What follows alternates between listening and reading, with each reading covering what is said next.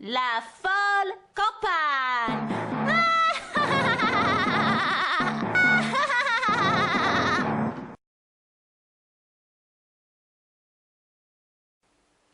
Je suis le président des Français.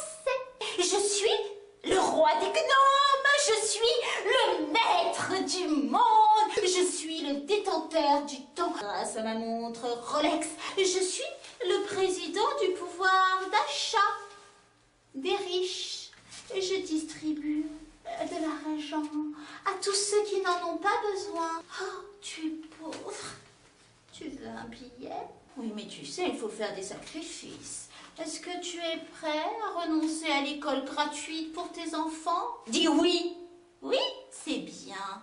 Est-ce que tu es prêt à renoncer à l'hôpital public? Dis oui. Oui, c'est bien.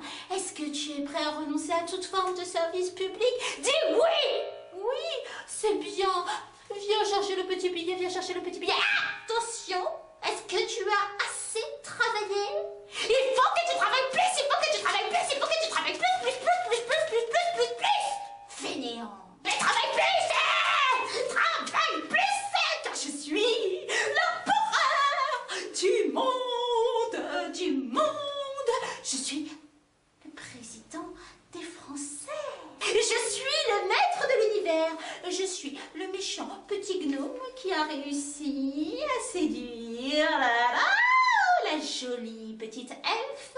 Je suis le président qui n'aime pas trop les étrangers qui sont beaucoup trop nombreux dans notre pays. Je ne sais plus vraiment quoi en faire.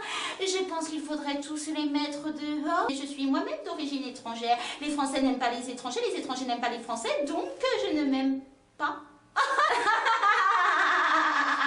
Je suis le président des Français. Je suis le roi des gnomes. Je suis le maître de l'univers. Et peut-être encore pour 5 ans.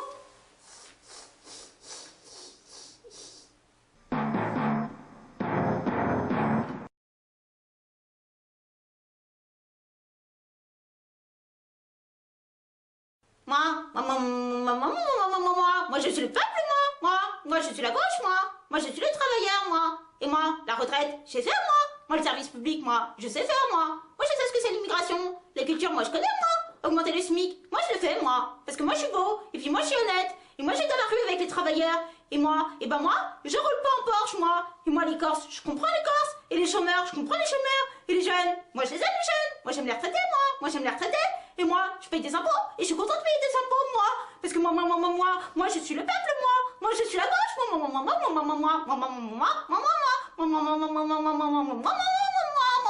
et et ça, y a que moi qui le fais, y a que moi.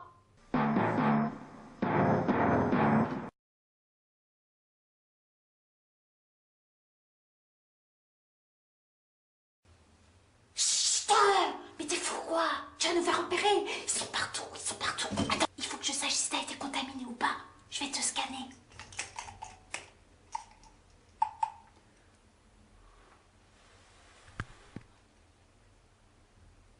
Ouais, c'est bon, t'es des nôtres. Tu vois, je suis obligée d'être prudente comme ça. Parce que le problème, c'est que là, depuis hier, ils arrêtent pas. Tu sais ce qu'ils ont fait, les rouges? Ils ont mis ma tête à prix. Ils ont appelé les gros gaillards, là, les syndicalistes de la CGT. Ils sont en train de me rechercher. Alors, ils sont partout, là, tu vois, je suis obligée de me cacher et de ramper partout. Et les bleus, tu sais ce qu'ils ont fait, les bleus? Et ben, les bleus, ils ont appelé la CIA. Et la CIA, elle est venue chez moi, elle a mis des micros partout. Ils ont pris ma famille. Ils ont pris ma famille, je te jure. Ils essaient de rentrer dans ma tête. Et je les entends. Ils essaient de savoir ce qui se passe dans ma tête. Alors, moi, je résiste, je leur dis non, vous saurez pas ce qui se passe dans ma tête. Mais c'est quand même de rentrer. Et moi, je résiste, mais tu vois, c'est compliqué. Alors, il faut pas faire de bruit. Mais le problème, tu vois, c'est que je peux pas me cacher. Parce que si je me mets en bleu, ils vont tout de suite savoir, les bleus, que je suis pas des leurs. Parce qu'ils se reconnaissent entre eux. Et les rouges, c'est pareil, si je me mets en rouge, ils vont tout de suite savoir que je suis pas des leurs. Alors, ce que je fais, c'est que je me mets en orange. Et comme ça, j'essaie de passer inaperçu, ni d'un groupe, ni d'un autre, tu vois. Et le problème aussi, c'est qu'il faut acheter français. Franchement, il faut acheter français. Parce que le problème, c'est qu'ils ont appelé les petits Chinois. Et les petits Chinois, ils fabriquent des objets là-bas, ils les envoient en France. Mais en fait, quand tu attrapes l'objet, et ben il y a un truc qui te pince. Et le truc qui te pince après, et ben ça remonte dans ton cerveau. Et ça te fait des courants électriques. Et après, tu deviens une espèce de gnome. Et tu es dirigé. Et tu deviens un bleu. Ou alors tu deviens un rouge. Moi, j'ai pas envie de devenir un bleu, j'ai pas envie de devenir un rouge. Alors tu vois, je reste au centre et puis je garde mon gilet orange. Oui, mais le problème, c'est que c'est pas si simple. Et ils m'en veulent. Et ils veulent absolument me tuer. Ils veulent ma peau. Et ils essaient de rentrer par tous les moyens. Mais t'en fais pas. Ils sont méchants. Mais avec moi, ça va aller. Hein, je te protège. D'accord?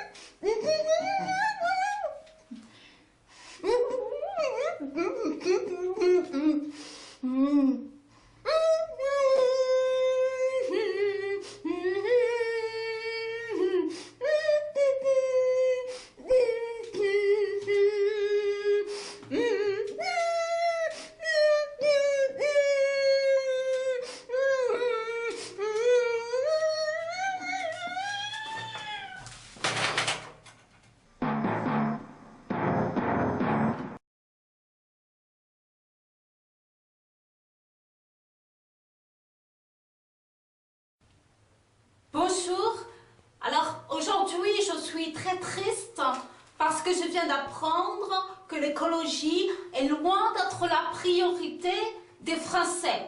Et ça c'est quelque chose que je trouve grave.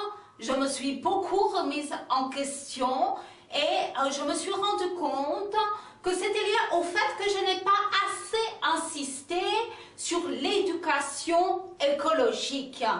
Et c'est pourquoi je viens de rédiger le code pénal des plantes ainsi que le code civil des ours.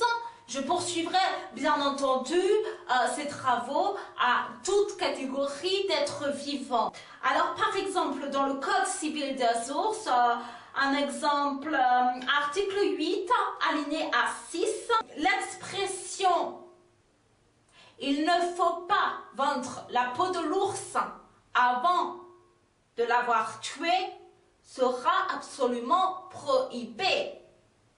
Alors pourquoi? Parce que cette petite phrase qui semble anodine est criminelle. Et ça, criminelle pour deux raisons. D'une part parce qu'elle parle de tuer l'ours. Tuer l'ours qui est une espèce animale en voie de disparition. Et deuxième point, le prétexte pour cela, c'est de vendre la peau de l'ours. Vendre la peau de l'ours n'est pas une raison suffisante et acceptable de tuer l'ours.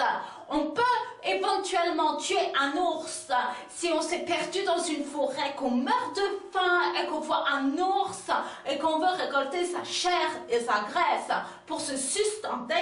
Mais vendre la peau de l'ours, ce n'est pas une bonne raison de le tuer.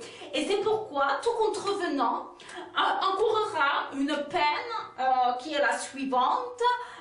Le contrevenant pourra être exposé nu sur la place publique et on l'écorchera vif pour qu'il comprenne ce que ça fait à l'ours qu'on lui enlève sa peau. Ensuite, il faut des mesures dès le plus jeune âge, car on sait que le cerveau des enfants est très malléable. Et c'est pourquoi je propose, dès la petite section de maternelle, qu'on donne à chaque enfant cet ours qui a des pics dans le ventre et qui saigne et qui souffre horriblement, pour que l'enfant comprenne que toute action a un résultat et que si l'ours souffre comme ça, c'est parce que l'enfant insiste pour que ses parents lui offrent des jouets qui sont faits avec du pétrole ou qui sont importés de Chine, et que ça détruit la planète et que ça détruit nos amis les ours. Il faut que les enfants se responsabilisent. Il faut qu'on apprenne à nos enfants à jouer avec des bouts de bois morts, parce que ça ne tue pas nos amis les ours. Et à partir des enfants, on pourra espérer avoir des Français plus portés sur l'écologie. Alors je vous en supplie, votez pour moi, pour moi pour une France qui éduque l'écologique.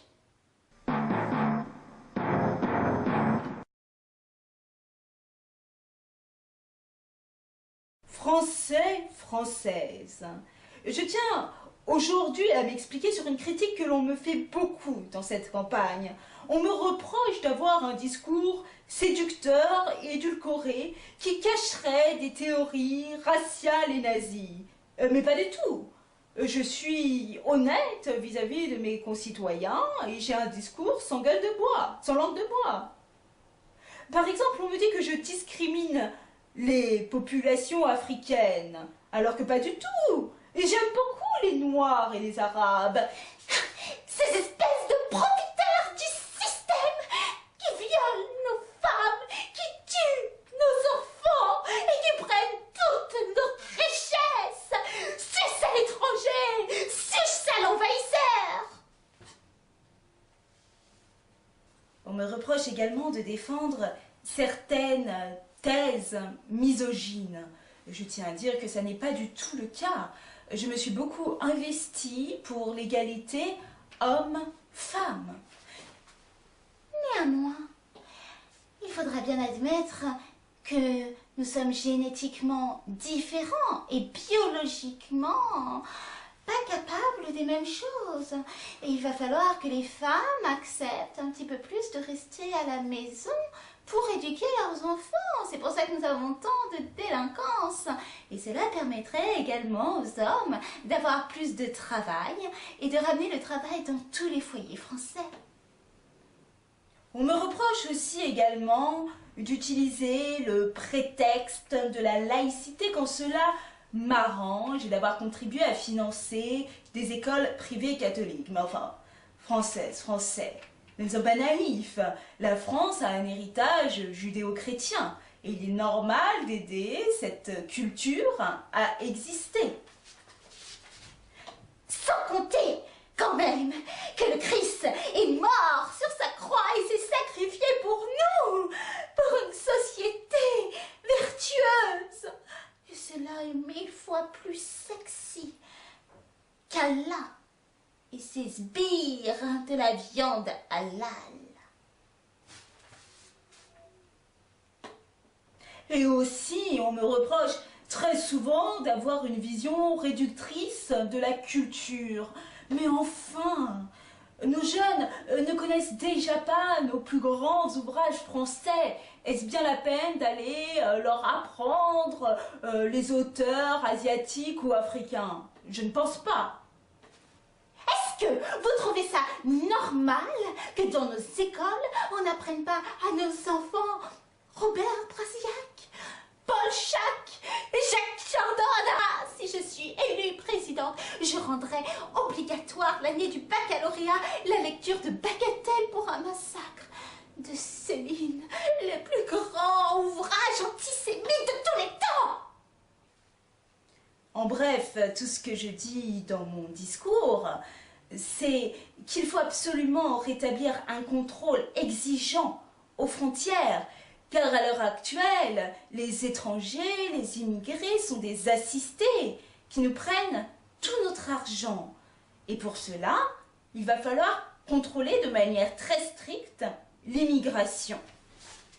Et si ça n'est pas suffisamment efficace, nous passerons à des méthodes d'extermination massive. Et on me dit aussi souvent que je suis contre les homosexuels. Mais pas du tout, absolument pas. Et je vous signale qu'au front, nous en avons quelques-uns. Oui, mais simplement, nous n'avons pas à être au courant de leur vie privée. Il y a ce qui est du domaine du privé et ce qui est du domaine du public.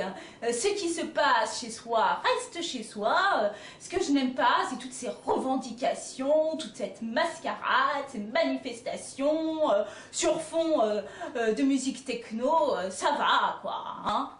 Bah oui, parce que quand on a une conduite déviante, en plus, on s'amuse pas à le crier sur les toits et à réclamer des droits. Non mais attendez, maintenant, ils veulent pouvoir avoir des enfants, ces gens-là. Ils veulent l'adoption. Enfin, si Dieu nous a conçus et a créé le sexe, c'est bien pour qu'un homme et une femme puissent se reproduire. Donc si les PD, ils veulent des gosses, ils savent ce qu'il reste à faire. Il faut qu'ils arrêtent de prendre l'ordre de balle pour un organe reproducteur et qu'il passe à autre chose. Enfin, voyez-vous, non, je ne cherche pas à séduire un électorat. Je dis tout ce que je pense à voix haute. Mais oui, je suis tout de même très différente de mon père, car forcément, nous ne venons pas de la même génération.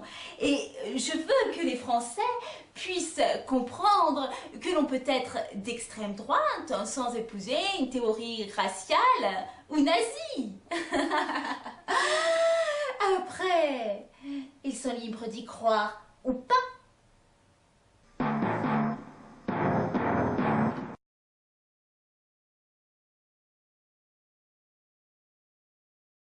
Ouais, ben voilà, bonjour. Ça va pas du tout. Ça fait quelques mois que ça dure maintenant.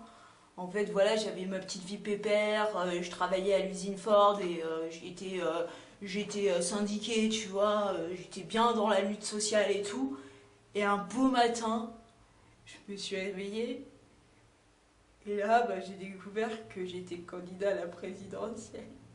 Et putain, mais moi je peux pas être candidat, quoi. Merde, j'ai rien fait pour demander ça. Moi je suis contre la politique, je sais même pas ce que je fous là. Je suis obligée de me taper tous les meetings, vas-y, à la radio et à la télé. Ils sont tous trop méchants. J'avais voulu faire ça comme boulot, quoi. Voilà, ils sont venus me chercher, j'étais tranquille dans mon usine, quoi. J'ai rien demandé à personne. Merde.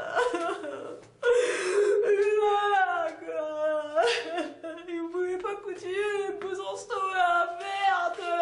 Putain, fallait m'embarquer là-dedans, fait chier. Non mais tous les matins je me lève, j'ai envie d'en chier, quoi, tu vois. Parce que moi je suis pas fait pour ça. Je suis pas fait pour la politique, les trucs comme ça. J'ai jamais mis une cravate de ma vie. Le jour où je vais en mettre une, ce sera pour me pendre, je te jure.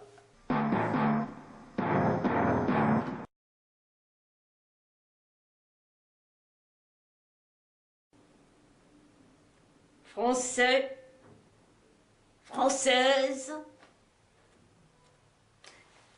je sais, depuis maintenant longtemps, que vous avez compris, que vous avez deviné, que vous êtes dans le secret. Et c'est pour ça que nombreux, vous m'avez fait confiance pendant cette campagne, et c'est pour ça que nombreux, vous vous apprêtez à un tournant historique. Mais d'enfants, à 5 ans de capitalisme effréné, Français, Françaises, je pense qu'il est aujourd'hui temps d'arrêter la langue de bois. Français, Françaises, arrêtez donc de m'appeler Monsieur Hollande. Et j'invite tous les journalistes, arrêtez de m'appeler Monsieur Hollande. Appelez-moi donc François Mitterrand. Oui, vous avez tous deviné que je suis la réincarnation terrestre de Monsieur Mitterrand. Il m'est venu en songe en 2008. Et il m'a demandé si je voulais bien lui prêter mon corps, ce que j'ai accepté, car je pense que nous sommes dans une période de crise qui n'a jamais été égalée. Et je pense que M. Mitterrand avait le droit à son 3e mandat. Et c'est pourquoi, Français, Françaises, solennellement, je vous demande désormais de m'appeler M. Mitterrand. Je sais qu'il y a des sceptiques, et je sais que nous avons une opposition forte. Néanmoins, allons faire un tour, si vous voulez, vers la logique aristotélicienne. Voyez-vous, François Mitterrand a été un président de gauche. Vous êtes d'accord avec ça? Eh bien, devinez quoi? Je suis le futur président de gauche. Donc, je suis François Mitterrand. Un autre exemple.